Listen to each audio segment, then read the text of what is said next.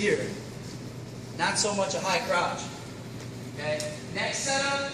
So he's got an inside control on you. Okay. You're gonna end up hand fighting here a lot. Real simple. I want to dig underneath, get to my inside tie. I want to grab deep here, and I take my thumb, and I'll slide my thumb down to the bend of his elbow, and I'll push this back. Okay? So I got my shooting hand is the one that's close to this elbow.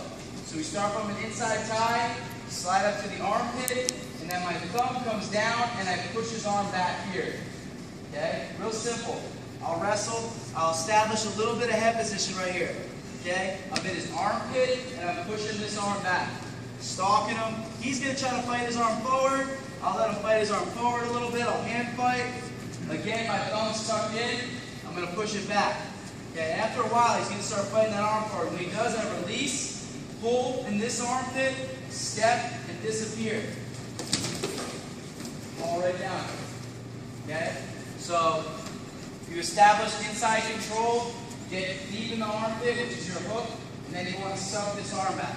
So I'm wrestling, hand fighting here, pushing this arm back, establish head position. You know, let him even fight it back a couple times. You don't want to hit it the first time. Right to your shot. Just really simple setups, but all you got to do is keep his head and arm. Okay? Your shooting hand is blocking. Come in, stuff it back. Stuff it back. Head position. Let him fight it back again. That's fine. Stuffing it in. Step. Swing. Finish. Okay. And one thing too, a lot of you guys are finishing, a lot of different ways. Some ways. First of all, when I'm driving my single leg to my feet, I like to take it out of my hip. Okay. Some of you guys are here. It doesn't matter, but this is a little bit harder to finish. You'd say, right? I would rather have it on my inside hip. A couple ways you can do it. Okay, very basic way that I'll finish. The first way I'll show you right now is I'll jack an underhook. And a lot of guys try to trip, but the problem is if you're short, or even if the guy's tall, you're not going to be able to reach that far foot. So it's a little bit hard to do at first, but you don't have to look at the leg tripping. Okay, so when I jack an underhook right here, I don't even try to look at the leg. I just turn my hip in the same side here. So I'm coming, I underhook it and trip without looking at it. If I start trying to come here and look at it, I'm never going to be able to get close enough to get enough leverage to trip them. So I take it out to the outside, I jack this underhook, I turn this hip in. Here, I turn this hip in, now I can step across and finish it. Okay? That's the first way. The second way, this is my all-time favorite way. This is actually how I started being able to finish the single leg.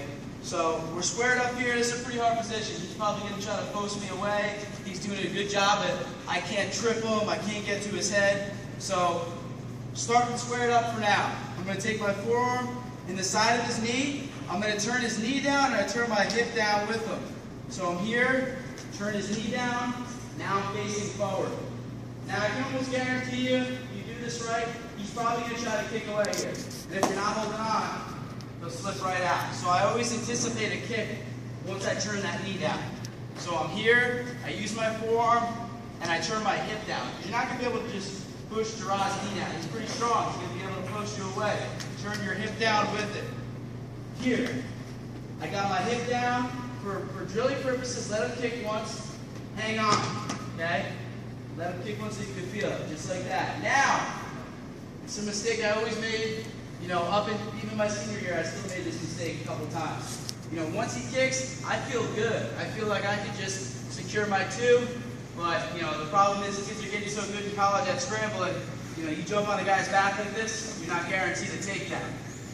When you finish this takedown, you want to be guaranteed to get the two. You don't want to have to be in a dogfight to finish it.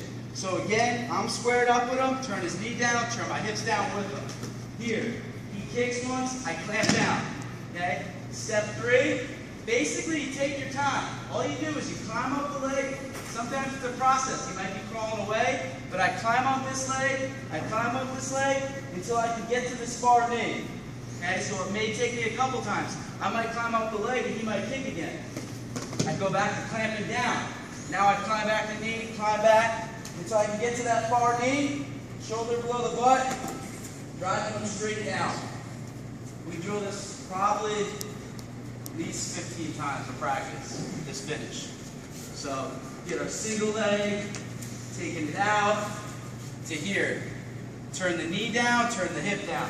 He kicks, clamp, climb the leg. Very simple. And if you're climbing the leg and he kicks again, clamp. And then climb back up until you get to that knee and then drive them down. All right? 1, 2, 3.